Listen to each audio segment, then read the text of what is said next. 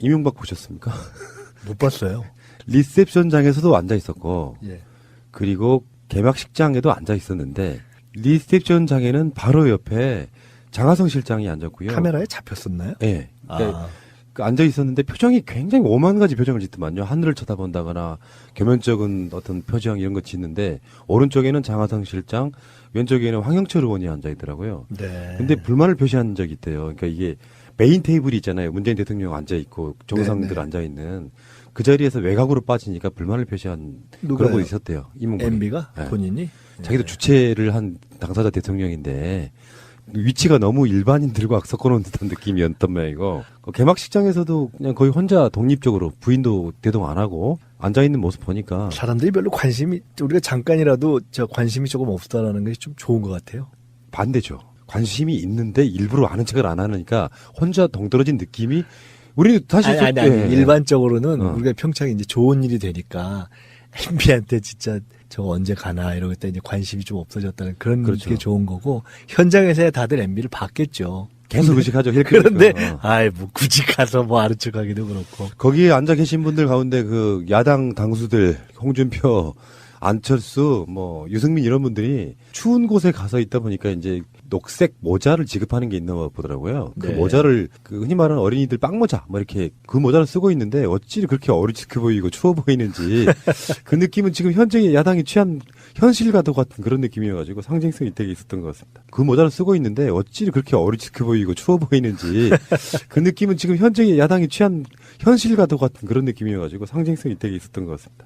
그리고 이제 평창에서 그 개막식 바로 직전에 열린 리셉션. 근데 그 자리에 있던 이명박 씨의 표정이 참, 야, 만감이 교차하겠죠. 화무 11홍이 느껴지고요.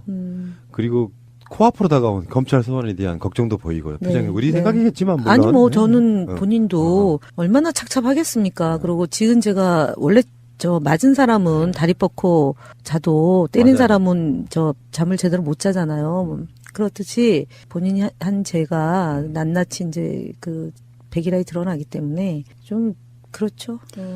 청와대 김영남, 김여정 방문단들 관련해서 청와대 김의겸 대변인의 브리핑이 나왔을 때 자유한국당의 논평을 보면은 북한의 전술에 말려들지 말라 뭐 이런 논평이 나왔거든요. 네, 봤습니다. 그런 논평을 계속 내고 있으면 부끄럽지 않을까요? 사실은 그래서 제가 이제 오늘 오전에 북바라기 이런 내용으로 했는데 남이 잘 되는 게 아니라 우리나라가 잘 그렇죠. 되는 거다. 그리고 다 된 밥에 재 뿌리지 말고 밥상 차린 거 걷어차지 마라. 만약에 뭐 정치라는 거는 또는 역사라는 건 만약 가정은 할 수는 없지만 2017년도 12월 20일 날 정상적으로 대통령 선거가 치러지고, 그럼 지금 어저께 개막식에 박근혜 전 대통령이 지금 대회를 시작합니다. 개회 선서를 했을 거고, 그 관람석에 김영남 위원장과 김여정 특사가 앉아 있었다면 그 지금처럼 그 자유한국당이 그 뭐 북바라기 한다라는 그러니까. 조잡한 조언을 만들어낼 수는 없을 거다라는 점이고, 정말 그 찬물 껴는 일 중단하길 바라고, 지금 이 남북 간의 경색된 것을 풀어가는 것은 정말 전 국민과 온 국민의 바람이잖아요. 이분들이 이제 얼마 전에 우리 이해찬 전 총리께서 야당 탈곡기? 라는 조어가 있다면서요. 예. 거기서 그랬어요. 탈곡기. 영원 야당이다 너네는. 영혼 탈곡기. 그러니까 영원 탈곡기인데 그때 얘기한 게 영원 야당. 영원히 영원히 야당이 날 사람들이다. 이렇게 이제 규정을 했는데 오늘 그 뭐 자유한국당의 논평, 그다음에 오전 논평, 그다음에 이 특사의 친서와 이제 구두로 초청한 점에 대한 논평 보니까 뭐 공당으로서의 태도는 아닙니다. 본인들이 올림픽을 이제 유치를 했고 네. 그리고 자기들이 할 때도 북한이 참여하면 좋겠다고 수도 없이 많은 예, 예. 여러 가지 흔적을 남겨놓고도 이런 식이라면 확실히 우리는 그런 걸 깨달아야 돼요. 정파적 이익만 눈에 보이지 절대 대한민국을 위한 세력은 아니다. 저는 이렇게 그럼요. 봐요. 네.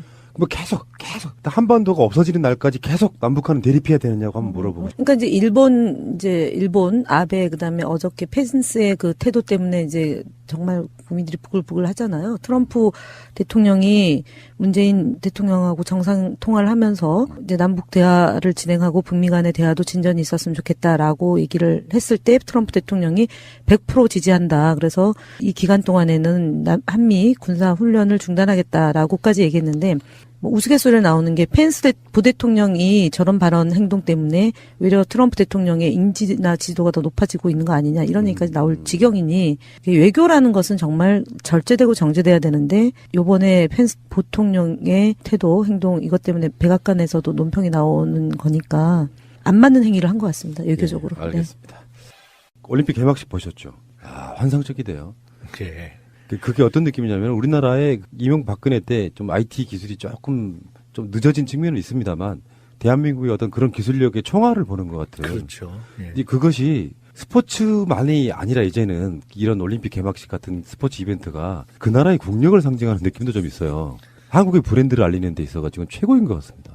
저는 어떻게 보면은 이번 올림픽이 굉장히 좋은 시점에 그러니까 우리로서는 자랑스러운 시점일 수 있는 때 열린 거예요. 그러니까 촛불혁명으로 대한민국의 민주력이 극대화돼서 그러네. 그 힘을 모든 세계에 보일 수 있는 시점에 얼마나 다행입니까? 박근혜가 아닌 문재인 대통령이 올라갔다는 것이 첫째.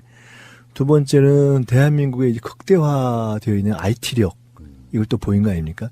또 하나 굉장히 좋은 것은 대한민국의 문화력이 지금 극대화돼서 사실은 한류가 미국에까지 지금 거의 상륙한 방탄소년단 지금 이 시점이잖아요. 그러네요. 그러니까 사실은 굉장히 관심이 있었을 겁니다. 이 대한민국에서 펼치는 그 문화적 역량에 대해서.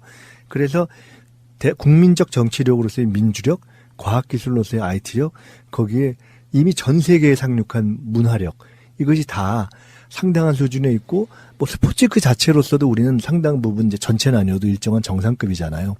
이제 마지막으로 남아있는 것은 평화력이죠. 그렇죠. 네, 국제적 정치력까지를 보이는데 일정하게는 진입을 했기 때문에 이걸 저희들이 이제 보여줘야 하고 한편으로는 전 세계가 이런 면이 있는 거 아니에요? 아, 한국이 펼치는 분단 국가가 펼치는 어떤 접점을 만들고 평화를 만들어가는 드라마를 보고 싶어 하는 거잖아요. 예. 그래서 단일팀을 만들어준 것이고 그래서 그걸 이제 이어가야 되는 또 연출력을 저희가 보여야죠. 예. 지금 세계 외신들이 극찬하고 있던 개막식 좀 설명을 해드리면 BBC 해설가 전 올림픽 금메달리스트 로빈 커전스는요. 스포츠가 만들 수 있는 가장 감동적인 순간 관중석에서는 감흥한 관중의 흐느끼는 소리까지 들렸다. 이렇게 이야기했고요. BBC의 스포츠 해설가 닉 호프는요. 난 운 좋게도 여러 올림픽을 가봤다. 하지만 이번 개회식이야말로 최고다. 하나 된 두 나라가 주는 메시지는 매우 강력하다. 이렇게 얘기했고요. 캐나다 스포츠 칼럼니스트 브루스 아서는요. 평창 동계올림픽의 문제는 문제가 없다는 것이 문제다. 기계 물고기, 페인팅 로봇에 이르기까지 하이테크가 올림픽을 빛내고 있다. 지금까지 어디에 가나 올림픽에는 문제가 있었다. 하지만 평창에서는 처음에 추웠다는 것 말고는 모든 것이 깔끔하고 잘 이루어졌다. 춥기는 엄청 추웠나 보더라고요. 저는 예. 개막식 하는 날까지 저희 지금 당하고 연구원에서 하고 있는 지방선거 관련 투어가 마지막 날이어가지고 어허. 그날 개막식을 못 가고 사실 저는 우리 법슬레이 남자 결승전 하는 날 지금 갈 거예요. 그때 이제 우리가 메달 가능성도 높고 근데 들어보니까 정말 엄청 춥다 그러대요. 근데 개막식 날만 좀 따뜻해졌고요. 그 다음날 다시 추워지기 시작하니까 정말 하늘이 돋고 있는 느낌이고 실검으로 송승환 총감독 누구나 다 아시는 바로 그분이죠. 실제 콘텐츠를 만드는 예산이 200에서 300 정도였대요. 개막식. 그런데 다행히 새 정부 들어서 예산이 100억 정도 증액됐답니다. 그게 큰 힘이 돼서 객석에 LED를 설치한 것도 마지막 추가 예산이 없었으면 불가능했고 그래서 그 예산이 단비 같은 예산이었다 이렇게 이야기도 하고 있고요. 개막식 장면 중에 드론이 펼치는 다들 그 얘기해야 돼요. 있어요. 다들. 예. 드론이 총 1218개. 예.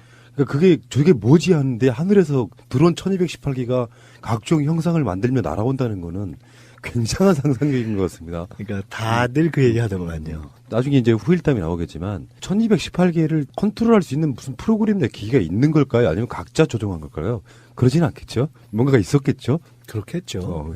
놀라워라 진짜.